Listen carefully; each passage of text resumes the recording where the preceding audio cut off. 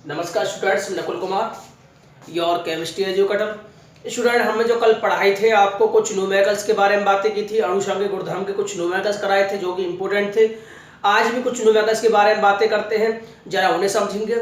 और स्टूडेंट, मैंने कल होमवर्क में भी ये दिया था कि आपको ये फार्मूला याद होने चाहिए। ये जो अनुषंगिक जो गुणधर्म के जो फार्मूला होते हैं आपको याद होना चाहिए कि क्वथनांक में उन्नयन का क्या फार्मूला है, हिमांक में अवनमन का क्या है, पराशर दाब का क्या है, वासु दाब का क्या है, और आप अच्छे से रिवाइज भी किए होंगे। स्टूडेंट, न्यूमेरिकल खोलने से पहले हमें कुछ ऐसी बातें समझनी होंगी कि न्यूमेरिकल्स कैसे किए जा सकते हैं। तो सबसे पहले फॉर्मूला याद होना चाहिए, फिर इसमें हम विलेय विलायक को पहचानते हैं और हमें दिया क्या है और ज्ञात क्या करना है ये सब पहचानते हैं। क्लियर? तो स्टूडेंट, सबसे फर्स्ट न्यूमेरिकल्स की बातें करते हैं। और ध्यान रखना स्टूडेंट, आज से ही चैप्टर क्या हो जाएगा, आज की जो क्लास के बाद ये चैप्टर फिनिश हो जाएगा, कंप्लीट हो जाएगा। तो जरा बातें करते हैं। स्टूडेंट, यहाँ पर जो है, यहाँ पर हमारे पास कहा गया है 0 डिग्री सेल्सियस पर 0.45 ग्राम ग्लूकोज को 250 ml जल में घोलकर विलयन बनाया गया है। तो स्टूडेंट, जिसकी मात्रा कम होती है उसे विलेय कहते हैं और जिसकी मात्रा अधिक होती है उसे क्या कहते हैं, विलायक कहते हैं। तो सबसे पहले जो हमारा टारगेट होगा वो विलेय व विलायक को पहचानना होगा।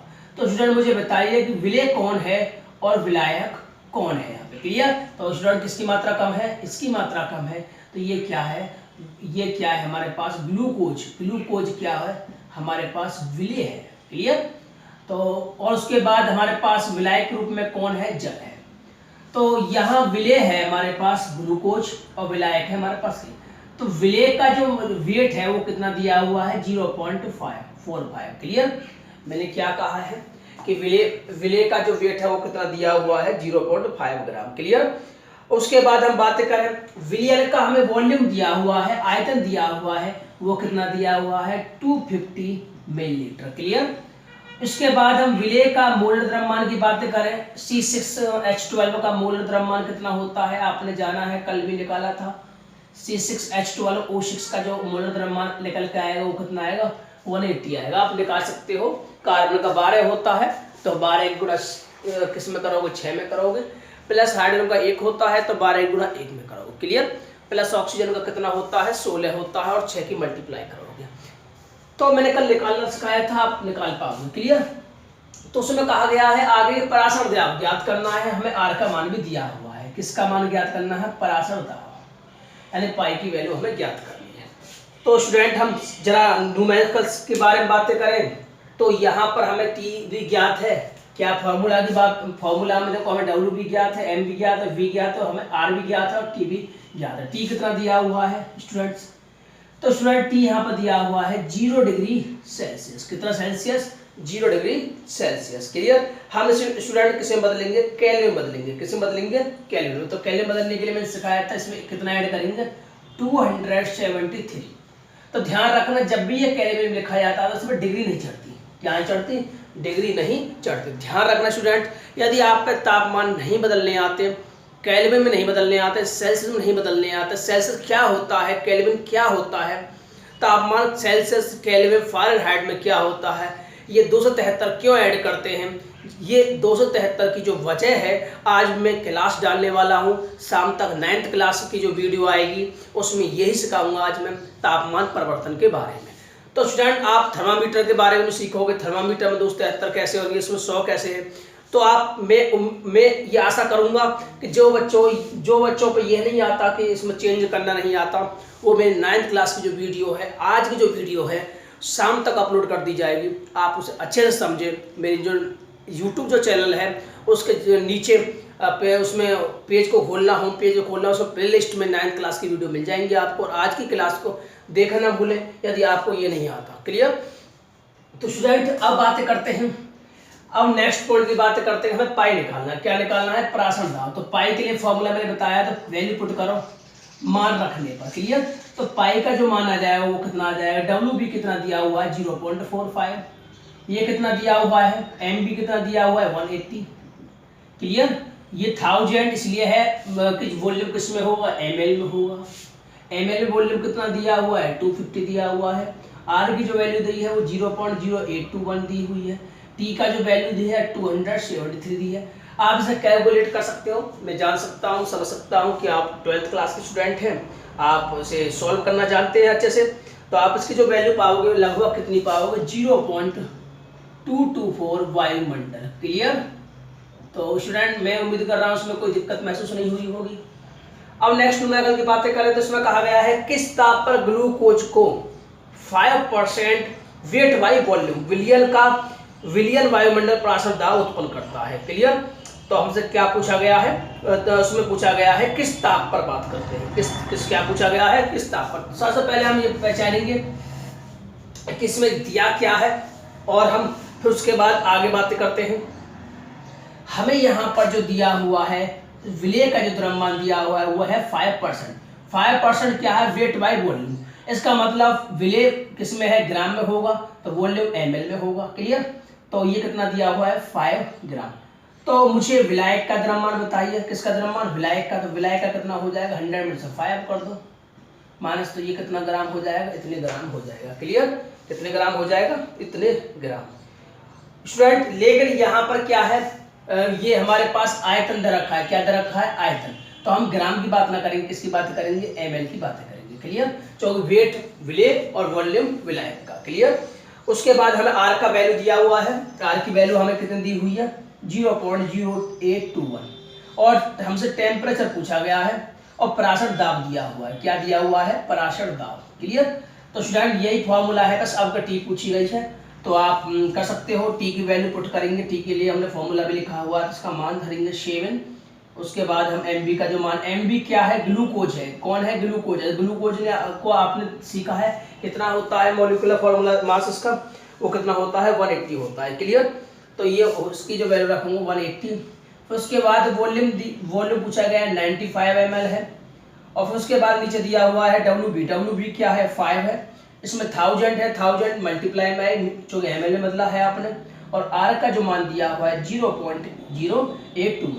आप इसे कैलकुलेट कर सकते हो। इसकी जो वैल्यू आएगी वो लगभग कितनी आएगी, वो लगभग आएगी 29.159।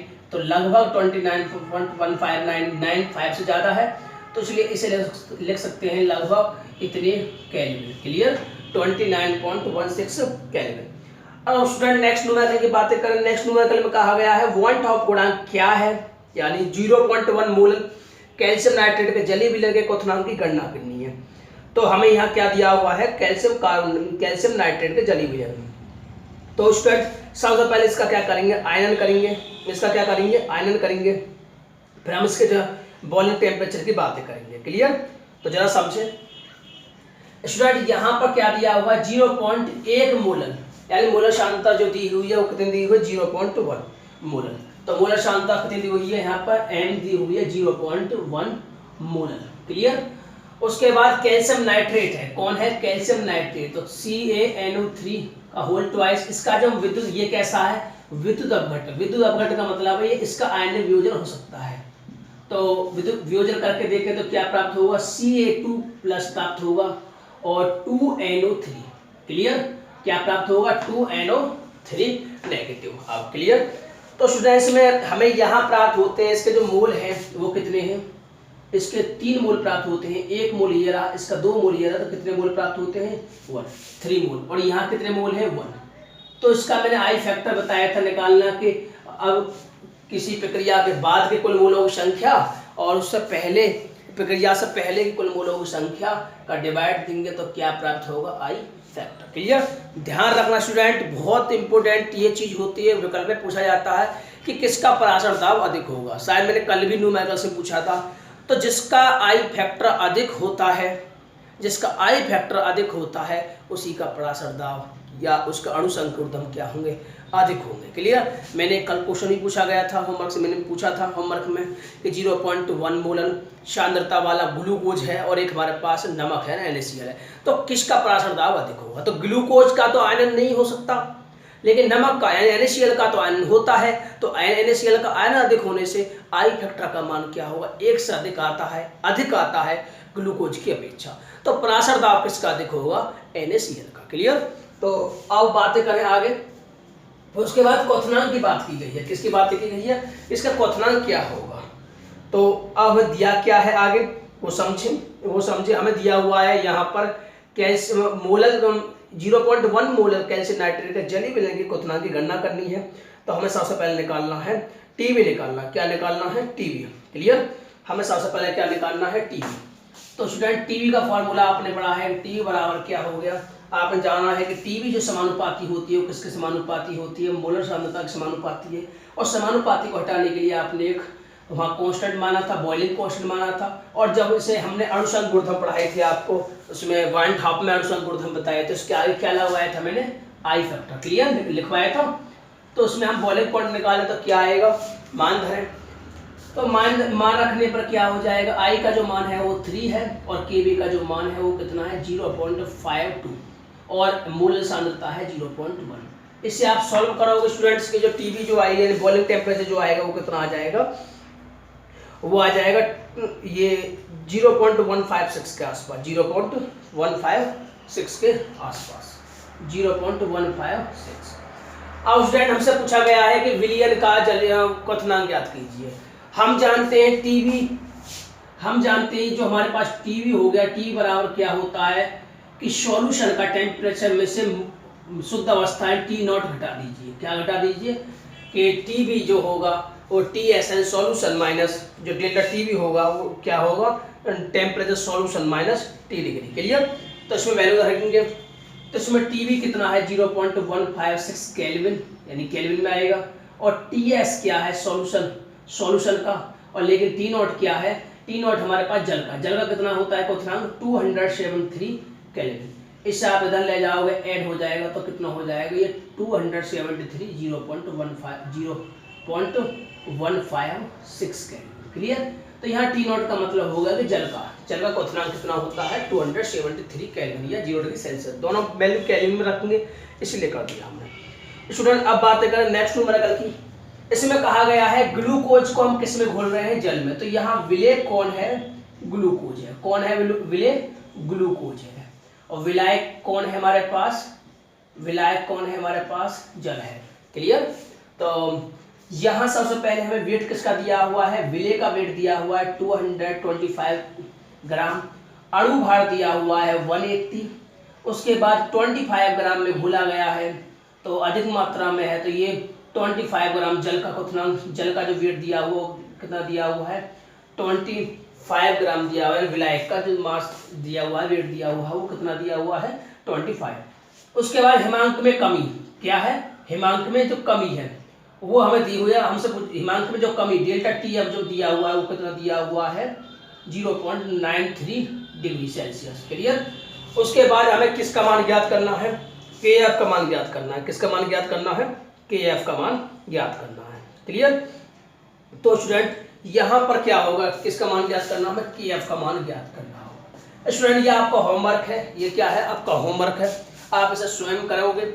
इसमें होगा क्या कि आप जो KF की जो वैल्यू निकालोगे, इसका मान रखोगे, इसका मान रखोगे, इसका मान वाले में इसका मान, इसका मान। क्लियर? तो आप इसकी जो KF की जो वैल्यू निकाल पाओगे, आप जो KF जो मान आएगा, ये मैंने हिंट दे दी है आपको। तो KF का जो मान आएगा शायद 1.86 के आसपास आएगा। कितने के आसपास आएगा? 1.86 के आसपास आएगा। क्लियर? KF का जो मान आएगा वो कितना आ जाएगा? 1.86 के आसपास आएगा। क्लियर? तो इसकी यूनिट लगा दीजिए केल्विन किलोग्राम पर मोल। स्टूडेंट्स ये जो चैप्टर है ये कंप्लीट हो गया। सॉल्यूशन चैप्टर वाला जो हमारा था वो कंप्लीट हो गया। NCERT चैप्टर 2 कंप्लीट हो गया। स्टूडेंट हम जो कल से बात करेंगे वो चैप्टर 10वां NCERT का चैप्टर नंबर 10वां होगा। हेलो एल्केन चैप्टर है आपका 10वां NCERT का, उसे स्टार्ट करेंगे ऑर्गेनिक का। स्टूडेंट कल का जो चैप्टर होगा आपको तभी समझ में आ सकेगा जब आपने 11वीं क्लास को अच्छे से समझा होगा, जाना होगा और सीखा होगा और रिवाइज भी किया होगा। स्टूडेंट जिन्होंने 11वीं क्लास को नहीं जाना है, ऑर्गेनिक को नहीं सीखा है, वह कदापि इस क्लास को नहीं सीख पाएंगे क्योंकि उनको समझाना बहुत ही कठिन हो जाएगा। क्लियर? जब तक आप 11वीं क्लास के कुछ पॉइंट्स हैं जो मैंने बताए थे ऑर्गेनिक के, उनको आप रिवाइज नहीं करोगे तो ये क्लास आपको बिल्कुल भी समझ में नहीं आ सकती। क्लियर? तो आप 11वीं क्लास को बेटर बनाएं और अच्छे से सीखें, उसे रिवाइज करें। तो 11वीं क्लास के जो हम स्टार्ट करेंगे, कुछ पॉइंट्स हैं आपको बता देते हैं। कि आपने रिवाइज करके आओगे। यही आपका होमवर्क होगा, यही आज की क्लास का होमवर्क है। स्टूडेंट ध्यान रखना, जो कल से क्लास स्टार्ट होगी वो है ऑर्गेनिक की होगी, चैप्टर 10 होगा, हेलो एल्केन नाम का जो पार्ट है आपका वो स्टार्ट होगा। क्लियर है, जो आपका हेलो एल्केन वाला पार्ट है वो स्टार्ट होगा। तो स्टूडेंट कल जो है आपको होमवर्क में, आज जो होमवर्क में दिया जाएगा वो कल के लिए, कल जो क्लास होगी उसके लिए दिया जा रहा है। तो स्टूडेंट होमवर्क में सबसे पहले आप 11वीं क्लास की कॉपी को उठाओगे। उसमें से सबसे पहले लिख लो कॉपी में क्या पढ़ना है, नोट कर लो कॉपी में आपको क्या पढ़ना है। कि सबसे पहले आपको सीखना है स्ट्रक्चर फार्मूला और एलिमेंट के बारे में सीखना है, स्ट्रक्चर फार्मूला के बारे में सीखना है और आईयूपीएसी नाम के बारे में जानना है। आईयूपीएसी नाम को रिवाइज करेंगे और आप स्ट्रक्चर फार्मूला, और मैंने आपको ये पढ़ाया था, विखंडन पढ़ाए थे, फिजन पढ़ाए थे, विखंडन, समांश विदलन और विषमांश विदलन पढ़ाए थे 11वीं क्लास में। उस चैप्टर को अच्छे से समझ के आओगे और अच्छे से रिवाइज भी करोगे उन्हें। और स्टूडेंट उसमें जो आईयूपीएसी नाम है और भी बहुत सारे हैं, आईयूपीएसी नाम और स्ट्रक्चर फार्मूला, एलिमेंट्स और वैलेंसी संयोजकता आपको मालूम होनी चाहिए, कौन सी संयोजकता होती है, और इफेक्ट के बारे में जान के आओगे। क्लियर। और जो ये जो ग्रुप होते हैं, फंक्शनल ग्रुप होते हैं, इनके बारे में बहुत अच्छी तरीक़ा से ज्ञान होना अति आवश्यक है। मैंने क्या क्या बताया जरा नोट कर ले फिर दोबारा। एक तो एलिमेंट के बारे में ज्ञान होना चाहिए, स्ट्रक्चर फार्मूला के बारे में ज्ञान होना चाहिए, और हाँ समावयवता के बारे में अवश्य पढ़ के आना। समावयवता यानी आइसोमेरिज्म के बारे में पढ़ के आना, और विखंडन के बारे में पढ़ के आना, विदलन के प्रकार के होते हैं, समांश विदलन, और इफेक्ट पढ़ के आना। मैंने इफेक्ट लिखवाए थे, पीरियडिक प्रभाव लिखवाया था और मीजोमेरिक इफेक्ट लिखवाए थे, बहुत सारे इफेक्ट लिखवाए थे। उस अध्याय को आप पढ़ के आना, शायद चैप्टर 13-14 के आसपास है 11वीं क्लास में एनसीईआरटी में। आप उसे ढंग से रिवाइज करके आओगे, क्योंकि आपको नेक्स्ट क्लास तभी समझ में आएंगे। आप फंक्शनल ग्रुप, आईयूपीएसी नाम, इन सबको रिवाइज करोगे। 11वीं क्लास को खोलो फिर से, 11वीं क्लास की कॉपी को फिर से रिवाइज करेंगे, तभी आपको नेक्स्ट क्लास समझ में आ सकेगी। क्लियर। तो ये आपका क्या है, आज होमवर्क दिया जा रहा है। आपने 2 घंटे, 3 घंटे, 4 घंटे 11वीं क्लास में आज देंगे। 11वीं क्लास की कॉपी को खोलेंगे, आपने सीख पाओगे जब। क्लियर। तो स्टूडेंट आप 11वीं क्लास को अच्छे से रिवाइज करें, क्योंकि आपको आगे की जो ऑर्गेनिक क्लास स्टार्ट होने वाली है बिल्कुल भी समझ में नहीं आ सकेगी। आपने 11वीं क्लास को छोड़ा होगा तो यकीनन आप इस क्लास को नहीं पकड़ पाओगे। जो कल से क्लास लगने वाली है ऑर्गेनिक की आपकी, वह कल से बिल्कुल समझ में नहीं आ सकेगी जब तक आपने आईयूपीएसी नाम, फंक्शनल ग्रुप, एलिमेंट, विदलन, विखंडन जितने भी है आपने 11वीं क्लास में जो ऑर्गेनिक का पार्ट है हमारा, वो आपने नहीं जाना था। क्लियर। तो स्टूडेंट ये आपका होमवर्क है, हम नेक्स्ट क्लास लेके आते हैं कल। मैं आशा करता हूँ कि आप कल की क्लास को अच्छा बनाने के लिए, बेहतर सीखने के लिए आज इस क्लास को जो बताया गया हो होमवर्क, इसको अच्छे से रिवाइज करोगे। और जब तक मैं नेक्स्ट क्लास लेके आता हूँ